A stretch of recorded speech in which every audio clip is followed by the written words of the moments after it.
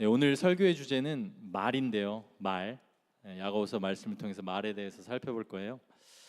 참 이 말 한마디가 사람을 살리기도 하고 힘을 주기도 하고 상처 주기도 하고 낙심시키기도 하죠. 그렇죠? 여러분들도 잊을 수 없는 말들이 있을 거예요. 뭐 감동받았던 말들, 뭐 혹은 상처받았던 말들. 저에게도 잊을 수 없는 말들이 있는데 그 중에 하나가 예전에 이제 사무실을 개업했을 때 그때 이제 같이 동업했던 동료가 저한테 해줬던 말이에요. 처음에 이제 사무실을 둘이 같이 개업을 했거든요. 개업을 하고 이제 첫 달 이제 딱 결산하는 날이었어요. 보통 첫 달에는 지출도 많고 뭐 처음이기 때문에 수입이 많지가 쉽지 않잖아요. 그때도 그랬어요. 근데 정말 그 친구랑 신앙의 동역자거든요. 같이 크리스찬이고 기도하면서 정말 주님의 인도하심을 구하면서 열심히 일했어요. 열심히 일했는데 근데 너무 감사하게도 하나님께서 한 사람당 한 100만 원 정도 이렇게 첫 달에 가져갈 수 있는 수입을 허락하셨어요. 정말 열심히 일했고 함께 일했고 주님 의지하면서 일했고 이랬는데 딱 개업했는데 첫 달에 한 100만 원. 뭐 큰 돈은 아니지만 그래도 첫 달에 이렇게 주님께서 주셨다는 게 너무 감사했어요. 그때 제 동료가 했던 말이 저 기억이 계속 나고요. 마음에 심겨졌어요. 저보다 한 살 어린 동생이었는데 이렇게 얘기했어요. 형이랑 이렇게 둘이서 진짜 열심히 기도하면서 이렇게 함께 일해서 번 돈, 이 100만 원 어디 가서 1000만 원을 준다고 해도 나는 못 바꾸겠다. 이런 말을 했어요. 와, 근데 그 말이 정말 위로가 되더라고요. 정말 격려가 되더라고요. 힘을 주더라고요. 그 말이 마음에 있어서 제가 이제 사무실 개업해서 3년 동안 했거든요. 근데 그 친구랑 같이 또 한 분이랑 같이 셋이서 3년 동안 사업을 하니까 동업하니까 뭐 다툴 일도 있고 사실은 어려울 때도 있잖아요. 근데 그때마다 그 말이 생각나더라고요. 그래서 초심을 회복하는 거예요. 야, 그때 진짜 하나님 의지해서 아무것도 없는데 첫 달 콩 한 쪽도 나눠 먹는 그 마음으로 같이 일했던 그때 이 생각하니까 항상 초심이 회복되더라고요. 여러분들도 그런 말들이 있지 않아요? 나를 살렸던 말, 반대로 나를 죽였던 말. 그만큼 말이 중요합니다. 오늘 야고보서 말씀이 우리들에게 이 말에 대해서 말씀하고 있는데요. 어떤 교훈을 주는지 한번 본문을 함께 먼저 읽어보겠습니다. 야고보서 3장 1절에서 12절 말씀이에요. 함께 교독하도록 하겠습니다. 내 형제들아, 너희는 선생된 우리가 더 큰 심판을 받을 줄 알고 선생이 많이 되지 말라.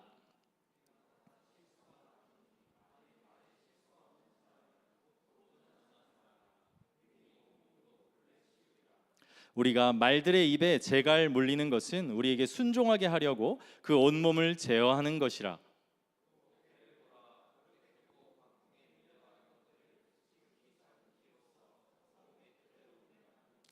이와 같이 혀도 작은 지체로 돼 큰 것을 자랑하도다. 보라, 얼마나 작은 불이 얼마나 많은 나무를 태우는가.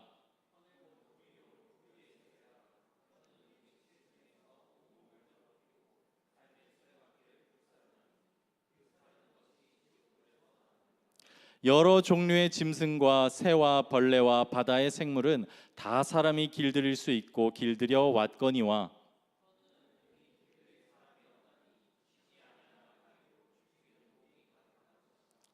이것으로 우리가 주 아버지를 찬송하고 또 이것으로 하나님의 형상대로 지음을 받은 사람을 저주하나니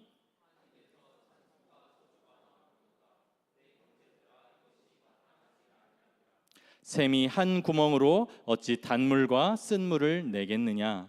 내 형제들아, 어찌 무화과 나무가 감람 열매를 포도나무가 무화과를 맺겠느냐. 이와 같이 짠물이 단물을 내지 못하느니라. 아멘. 하나님께서 하나님의 형상인 인간에게 특별하게 주신 것이 있으니 그것이 말, 언어예요. 다른 동물들에게도 그 동물들만의 뭐 의사소통 방식이 다 있기는 있습니다. 그렇지만 인간이 가지고 있는 것처럼 이렇게 조직적이고 체계적이고 구체적인 의사 표현을 할 수 있는 말, 언어는 다른 동물들에게는 없어요. 창세기에서 하나님께서 인간을 하나님의 형상대로 지으셨다고 말씀해요. 여기에는 하나님의 형상대로 지었다고 말씀하잖아요. 그러니까 인간에게만 주신 특별한 말과 언어가 이 하나님의 형상 안에 포함되어 있는 거예요. 말씀하시는 하나님께서 말하는 인간을 창조하셨어요.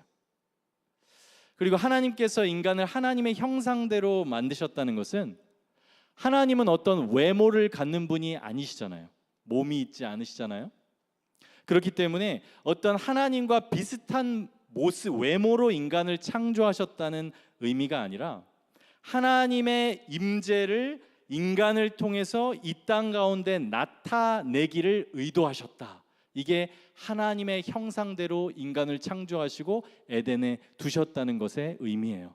하나님의 임재를 나타내도록 사람이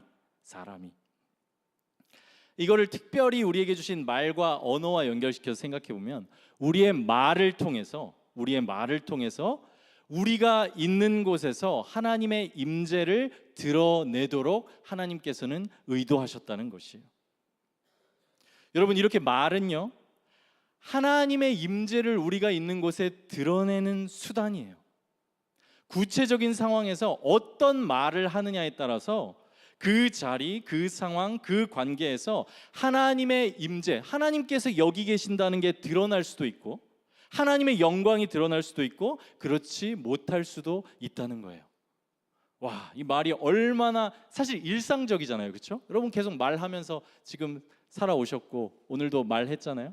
그 말이 하나님의 임재를 드러내는 수단이라는 거예요.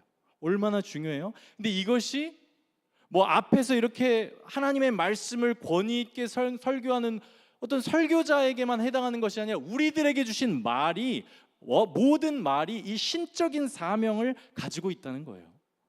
사실 솔직히 말하면요, 그에 비하면 이렇게 하면 또 설교를 너무 가볍게 여기실 수 있는데 설교는 쉬운 거예요. 왜냐하면 준비해서 정리해서 전달하잖아요. 근데 우리들은 일상 가운데 갑자기 맞닥뜨리는 순간, 그때그때 반응해야 하는 순간, 내가 어떻게 될지 모르는 관계에서 말로 주고받잖아요. 그 말 한마디 한마디가 하나님의 임재를 드러내는 신적인 사명과 관련이 있다는 거예요. 우리 일상과 관련이 있지만 이게 얼마나 영광스럽기도 하고 또 고귀한 우리에게 주신 어떤 그런 사명이겠어요? 자, 오늘 본문 말씀은 이 말에 대해서 말씀을 하는데요. 말의 특징을 크게 두 가지로 요약해 볼 수 있어요. 본문 말씀을 통해서. 첫 번째는 말에는 힘이 있다는 거예요. 첫 번째, 말에는 힘이 있다. 뭐 이건 많이 들어봤을 거예요. 근데 무슨 힘이 있느냐? 조금 더 구체적으로 본문을 통해서 생각해 봤어요. 말에는 방향을 결정짓는 힘이 있어요. 말에는 방향을 결정짓는 힘이 있다. 이게 말이 우리의 삶에 구체적인 영향을 주는 어떤 부분이에요. 힘이에요. 한번 본문 3절 4절인데요. 우리가 말들의 입에 재갈 물리는 것은 우리에게 순종하게 하려고 그 온몸을 제어하는 것이라. 또 배를 보라, 그렇게 크고 광풍에 밀려가는 것들을 지극히 작은 키로서 사공의 뜻대로 운행하나니. 이렇게 말씀해요. 이렇게 말씀하는데 지금 야고보가 말을 지금 두 가지에 빗대고 있어요. 하나는 우리가 타는 말들의 입에 물리는 재갈, 그리고 하나는 우리가 바다를 떠다니는 배의 방향키, 이렇게 두 개 빗대고 있거든요. 그 두 가지의 공통점이 무엇이냐? 방향을 결정한다는 거예요. 방향을 결정한다는 거예요. 재갈로 달리는 말 못하게 하는 게 아니라 방향 결정하는 거잖아요. 그렇죠? 재갈로 말을 인도하는 거잖아요. 배의 방향키로 배의 방향을 결정해요. 이렇게 방향을 결정지어요. 말들이 실제로. 우리가 참 이 말에 힘이 센 사람들의 어떤 경우를 생각해 보면 더 와닿아요. 책임과 권한과 능력을 가진 사람들, 뭐 예를 들어 대통령이랄지 아니면 위정자들이랄지, 그 사람이 맡겨진 책임과 권한과 능력이 있잖아요. 그 사람 말 한마디에 얼마나 많은 사람들의 어떻게 보면 경제적인 부분, 장래 이런 것들이 움직여요. 실제로. 그렇죠? 이 말에 분명히 힘이 있다는 것을 보여줘요. 근데 뭐 그런 사람들만 말에 힘이 있냐? 그게 아니라는 거예요. 우리에게 맡겨진 바운더리 안에서 우리들도 이 말의 힘을 제한적이지만 하나님의 말씀은 정말 영원하고 분명히 이루어지고 능력 있지만 우리도 하나님의 형상으로 지어져서 유한하지만 그분의 능력을 가지고 있기 때문에 우리의 말들도 분명히 능력이 있다는 거예요. 유한하지만. 여러분 뭐 대학생들 팀플 많이 하시죠? 팀플 하시고 직장에서는 또 직장에서 협업하시죠? 여러 사람들이랑. 근데 말의 힘을 느껴보셨을 거예요. 학교에서 팀플하고 직장에서 같이 일하는데 계속 부정적인 말만 하고 불평하고 이런 사람들이랑 일하는 게 쉽습니까? 어렵습니까? 너무 어렵죠. 너무 어렵죠. 막 계속 이런 건 해서 뭐하나, 뭐 하고 싶지 않다, 뭐 네가 해라 이런 취지로 계속 얘기하는 사람과 같이 있다고 생각해 보세요. 그 말 한마디 한마디가 이 우리의 사기를 이렇게 푹푹 떨어뜨리는 거예요. 그 방향으로 나아가지 못하도록, 힘을 내지 못하도록 힘을 꺾는 거예요. 이렇게 말에는 방향을 결정짓는 힘이 있어요. 반대로 만약에 우리가 되게 절망스럽고 상황 환경이 어려운 상황에 있다고 생각해 보세요. 여러분들의 상황을 대입해도 되고요. 인생에서 어려운 상황들을 생각해 보세요. 여러분 그때요, 정말로 말의 키 하나 이렇게 제대로 잡고 있잖아요. 정말 말의 키, 내 입의 말, 그거 하나 제대로 잡고 있으면 극단적으로 힘들어지지 않을 수가 있어요. 정말이에요. 정말 그렇습니다.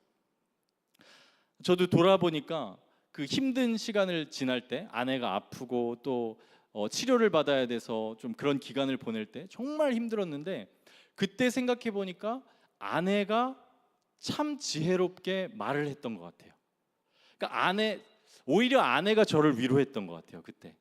그러니까 아내 입에서 얼마든지 불평과 불만과 어떤 하나님을 향한 원망 같은 것들 나올 수 있는데 그런 말을 듣지를 못했어요. 왜 그런 마음이 없었겠어요? 있었겠죠. 그러나 말의 키를 잡은 것이죠. 그 상황에서 그렇게 불평하고 원망하면 가족들 전체가 아마 더 힘들었을 거예요. 그런데 정말 이 말의 키 하나 잡고 있으면 우리가 더 힘든 낙심이나 불평이나 그 극단적인 상황으로 나아가지 않는다는 거예요. 우리가 흔히 하는 말이 뭐 죽겠다, 도저히 못 버티겠다, 뭐 때려치워야겠다, 뭐 이런 말들 입 밖으로 내면 이 말에 힘이 있기 때문에 정말 그 방향으로 가게 됩니다. 내 마음의 힘이 탁 떨어지는 게 느껴질 거예요. 이게 생각으로 내 안에서 싸우는 것과 내 입의 말로 사람들이 있는 곳에서 던져 나오는 것과는 또 다른 힘이 있어요. 근데 정말 그렇게 말하잖아요. 그곳의 분위기 그리고 그 일의 방향이 그 방향으로 가게 되는 거예요. 말의 힘이에요. 본문 말씀에서 말씀하듯이 배가 광풍에 밀려갈지라도, 배가 역풍에 밀려갈지라도 이 말의 키 하나 잡고 있으면 우리가 인내할 수 있고요, 배가 경로를 이탈하지 않는다는 것이에요. 그리고 결국에는 이 키를 따라서 의도하는 대로 갈 수 있게 됩니다. 어느 팀이든 사역이든 이런 사람 한 사람 있는 게 얼마나 귀한지 몰라요. 어려울 때 말의 키를 잡고 불평하는 말을 참고 때려치워야겠다 이런 말보다 이것도 지나갈 거다, 조금만 견뎌보자, 그래도 한번 해보자, 이런 말들이 그 모임의, 그 사람의 이 방향을 바른 방향으로 인도하는 거예요. 그래서 사랑하는 여러분 말을 함부로 하지 마세요. 말을 함부로 하지 마세요. 다른 사람과의 대화도 그렇지만 나 스스로에 대해서도 여러분 말 함부로 하지 마세요. 자조 섞인 말, 잘 안 될 거라는 말, 뭐 이미 포기해야 된다는 말, 이런 말들 입으로 하지 마세요. 여러분에게 그 말에 힘을 주신 그 하나님을 생각하시고 내가 말하는 대로 내가 인도받아서 갈 수 있다는 생각을 한다면 여러분 그런 말 함부로 하지 않을 거예요. 여러분의 인생이 소중하기 때문에 그런 말들 장난으로라도 함부로 하지 마세요. 자, 이제 두 번째로 우리가 함께하는 것, 나 스스로에 대해서 이제 말이 어떤지 살펴봤다면, 두 번째로 타인과의 관계인데요. 본문은 두 번째로 말과 혀가 마치 불과 같다고 말씀해요. 말과 혀가 5절 6절인데요. 이와 같이 혀도 작은 지체로 돼 큰 것을 자랑하도다. 보라, 얼마나 작은 불이 얼마나 많은 나무를 태우는가. 혀는 곧 불이요 불의의 세계라. 혀는 우리 지체 중에서 온몸을 더럽히고 삶의 수레바퀴를 불사르나니 그 사라는 것이 지옥불에서 나느니라. 지금 말과 혀를 불에 빗대고 있어요. 저 어렸을 때 해서는 안 될 장난을 친 적이 있어요. 무슨 장난인지 아시겠죠? 말씀을 듣고 있으면. 불장난 하면 안 되잖아요. 초등학교 때 친구랑 저 불장난을 했는데 참 절대 해서는 안 됩니다. 어쨌든 불장난을 했었는데 이게 친구랑 좀 떨어져서 하고 있었어요. 불을 잠깐 폈다가 막 타오르는 걸 보면 재밌잖아요. 그러다가 이제 얼른 끄고 막 이렇게 하고 있는데 이게 불이 이렇게 종이에다 댄데 이게 똑 떨어진 거예요. 작은 불이 풀에 옮겨 붙은 거예요. 작게 불이 났잖아요. 그래서 제가 장난으로 친구한테 이제 야 여기 불 났어 그랬어요. 근데 친구가 거짓말, 이거 안 믿어요. 거짓말이었어요. 농담이었어요. 근데 그러고 나서 고개를 탁 돌리니까 불이 조금 더 커져 있더라고요. 요만큼. 그래서 그땐 조금 더 진지하게 야 여기 진짜 불 났어 이렇게 장난 반 농담 반 진담 반을 했는데 친구가 그래도 아 거짓말이래요. 탁 돌아봤는데 불이 정말 커져 있더라고요. 제가 통제할 수 없을 만큼. 그래서 그때 동네 어르신들이 다 나와서 같이 불을 껐어요. 그래서 참 당황스러웠던 그런 기억이 있어요. 정말 다급했고 정말 겁났고. 여러분 불이라는 게 이래요. 작았어요. 작은 불이 하나 떨어진단 말이에요. 여러분 뭐 지금 아마존이나 몇 년 전에 미국 서부 캘리포니아나 뭐 산불 같은 거 뉴스에 나온 적 있죠. 그 불들이 뭐 그렇게 처음부터 어마어마하게 컸겠어요? 아니요. 건조한 상태에서 뜨거운 바람 한번 불면서 작은 불 하나가 떨어진 거예요. 근데 그것이 계속해서 퍼지면서 전체 살림을 다 태우는 불이 되는 것이에요. 오늘 본문 말씀도 이렇게 말의 어마어마한 영향력과 파괴력에 대해서 지금 말씀하는 거예요. 그래서 우리의 몸의 기관이 다 중요하지만 그만큼 혀가 가지는 파괴력과 영향력이 대단하다는 것을 말씀하고 있어요. 어마어마한 나무를 태우는 것 같은 그런 결과를 가져온다고 해요. 지금 본문 말씀에서 삶의 수레바퀴를 불사른다고 하거든요. 이 삶의 수레바퀴라는 것은 인생 전체를 의미해요. The entire course of life. 인생 전체를 태운다. 불이, 혀가. 그러니까 우리를 포함해서 우리 주변의 사람들 인생 전체를 태워버릴 만큼 이 혀는 강력하다는 거예요. 본문 말씀에서는 이 혀로 인해 발생하는 피해인 불을 어떻게 묘사하냐면요, 그 사르는 것이 여러분 어디서 나온다고요? 지옥불에서 나느니라. 지옥불에서. 혀와 말이 이렇게 무서운 거예요.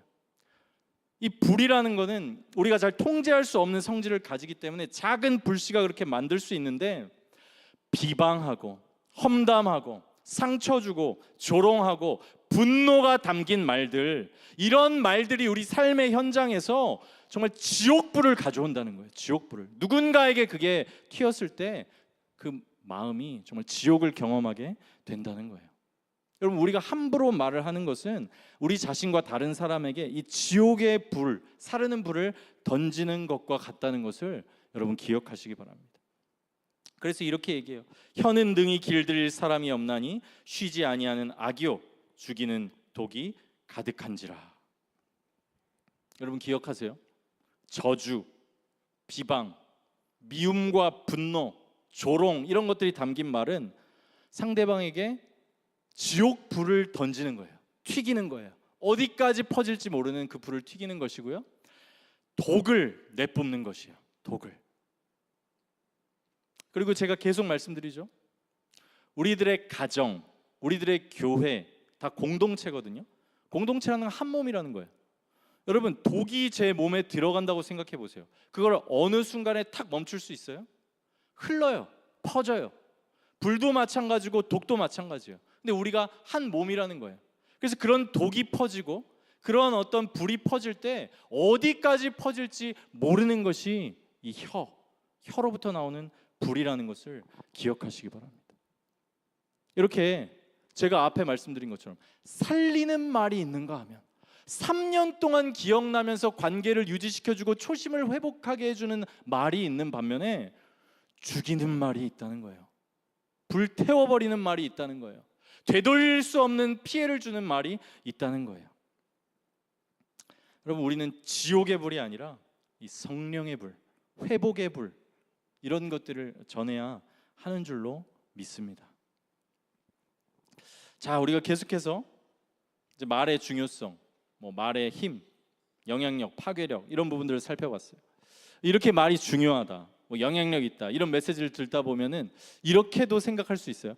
그러면 나는 말을 하지 말아야겠다, 그냥 과묵한 사람이 돼야겠다, 입을 닫고 살아야겠다, 이런 생각을 하실 수도 있는데, 첫째로 그렇게 사는 것 자체가 가능하지가 않습니다. 하나님께서 우리를 그렇게 창조하지 않으셨어요. 하나님의 형상대로 창조되었다는 것은 함께 하시는 삼위 하나님의 사랑이 넘쳐서 인간을 창조하셨다는 것이고, 삼위 하나님으로 존재하세요. 우리 하나님 자체가. 우리는 관계적인 존재로 창조를 받았어요. 피조되었어요. 그래서 우리가 말을 하지 않고 의사소통하지 않고 살아갈 수가 없고요. 두 번째로, 그것이 그냥 그저 과묵한 사람이 되라, 관계로부터 떨어져 있어라, 이것은 성경에서 말씀하는 바른 방향성이 아닙니다. 물론 먼저 우리는 이걸 인정해야 돼요. 우리는 다 실수가 많아요. 그렇죠? 본문 2절도 이렇게 말씀해요. 우리가 다 실수가 많으니 만일 말에 실수가 없는 자라면 곧 온전한 사람이라 능히 온몸도 굴레 씌우리라. 우리 모두가 말에 실수가 있어요. 저도 마찬가지예요. 저도 말을 하고 나서 왜 그렇게 말했을까? 이렇게 생각되는 말들이 있어요. 여러분들에 대해서도 있고요. 제 말 때문에 상처받으신 분들은 저를 용서해 주시기 바랍니다.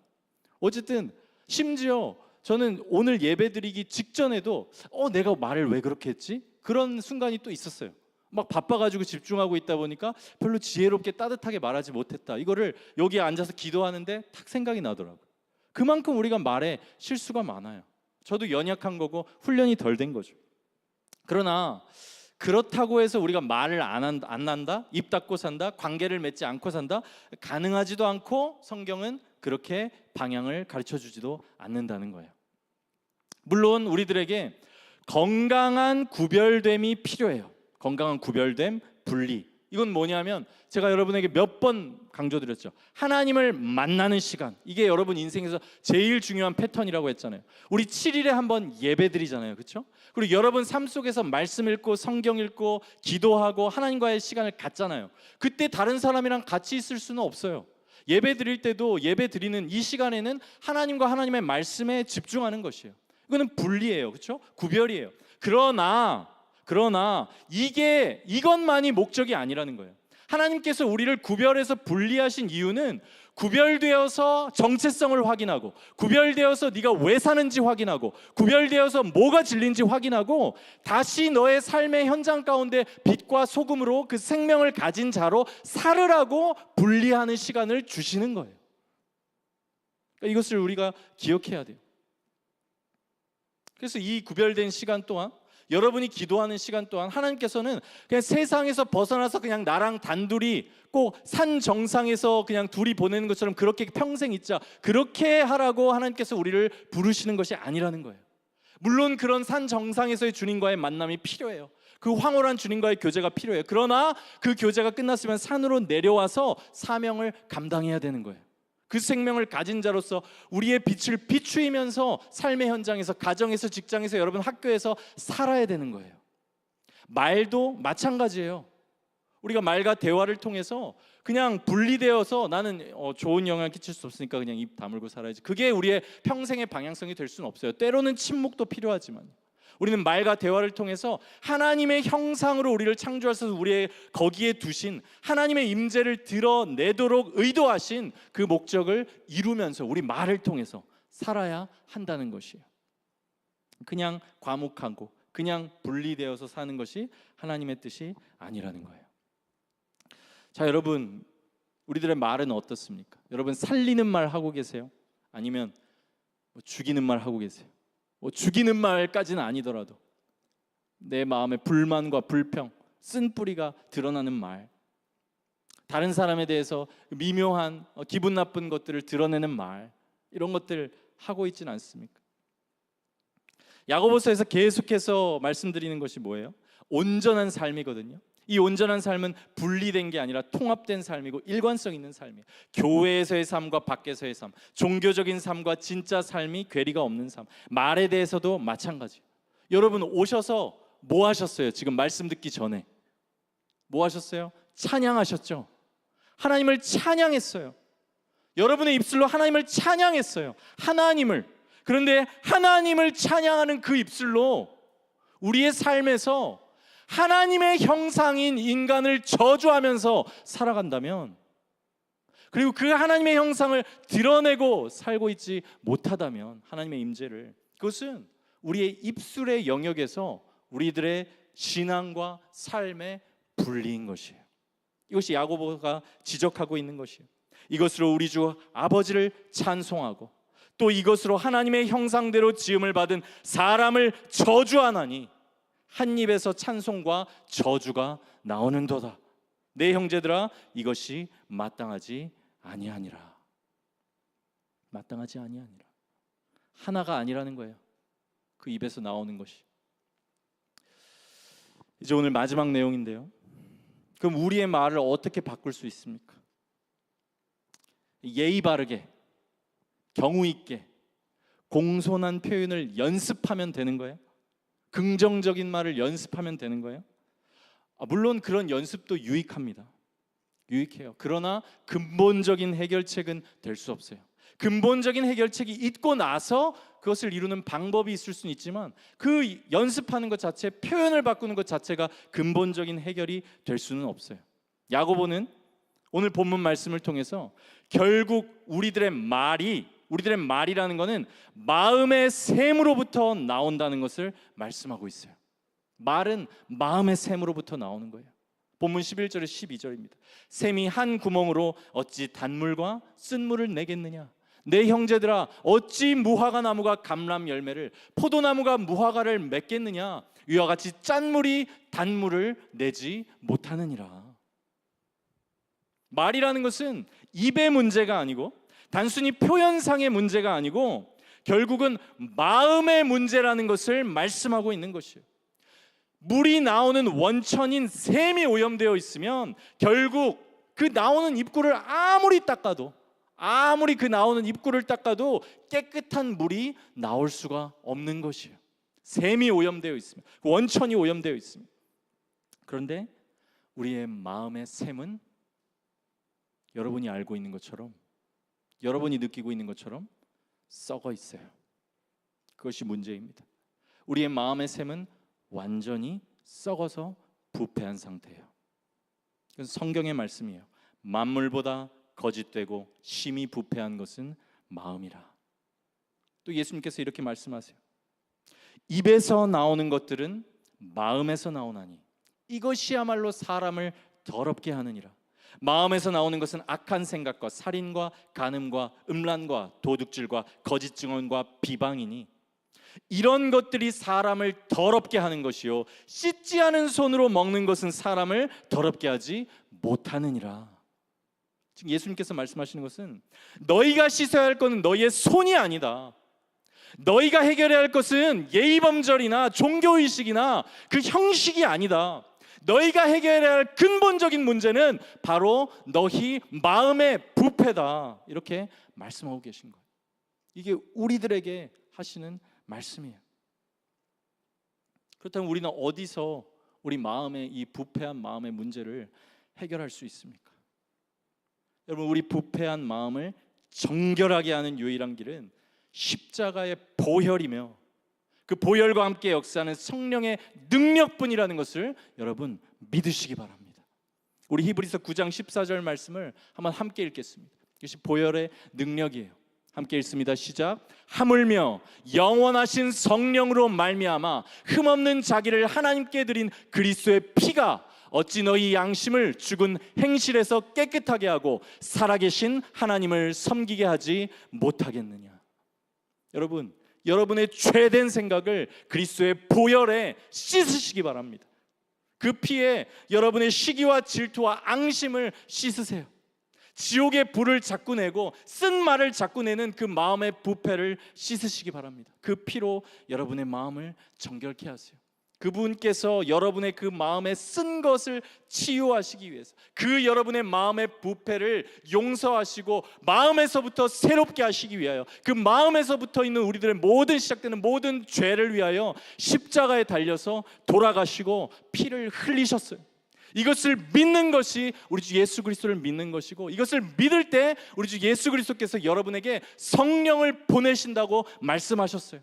지금도 그분은 살아계셔서 그 대속을 의지하여 주님을 의지하고 그 죄를 고백하며 마음의 부패를 씻어주시기를 기도하는 자들에게 성령을 보내고 계시고 보내실 것이에요. 여러분, 이것을 믿고 예수 그리스도를, 이 대속을 믿을 때 그 예수님의 성령이 우리 안에 오시고요, 그 성령께서 내 안에 계시다는 것을 의식하면서 살아가고, 그 성령을 근심케 하지 않으면서 살아갈 때 우리의 마음에 나의 생각이 아니라, 그 쓰리쓴 생각이 아니라, 불평하는 생각이 아니라 성령의 생각이 그때부터 흐르게 되는 것이에요. 여러분, 이 주 예수 그리스도를 여러분 마음에 모시고 동행하시기 바랍니다. 그분과 함께. 그분은 지금 부활하셔서 살아계세요. 지금 살아계세요. 그분을 의식하며 살아가는 것이 그분과 동행하는 것이에요. 그럴 때 성령의 생수의 강이 여러분들의 삶 가운데 흐를 것이에요. 이것이 일주일에 한 번 예배할 때만 하는 것이 아니에요. 여러분의 매일의 삶에서, 매일의 기도에서, 매일의 말씀으로부터 이 일을 하는 것이에요. 또 시시로 때때로 주님을 생각하며 이 일을 하는 것이에요. 내 생각을 내려놓고 주의 생각으로 채우고, 나의 죄를 고백하고 용서받고 그 보혈로 나의 마음을 씻고, 이것을 계속해서 해나가는 것이에요. 여러분, 복음만이, 이 십자가의 보혈만이 우리의 마음을 정결하게 합니다. 그리고 그 정결해진 마음에서부터, 하나님이 거하시는 그 마음에서부터 이제 깨끗한 말이 나오게 되는 거예요. 사랑하는 말, 격려하는 말, 세워주는 말, 그 말들이 나오게 되는 것입니다. 그리고 하나님을 향한 감사와 찬송이 나오게 되는 것이에요. 이 사랑의 말과 또 긍휼의 말, 감사와 찬송이 여러분들의 삶과 또 저의 삶에 가득하기를 바라겠습니다.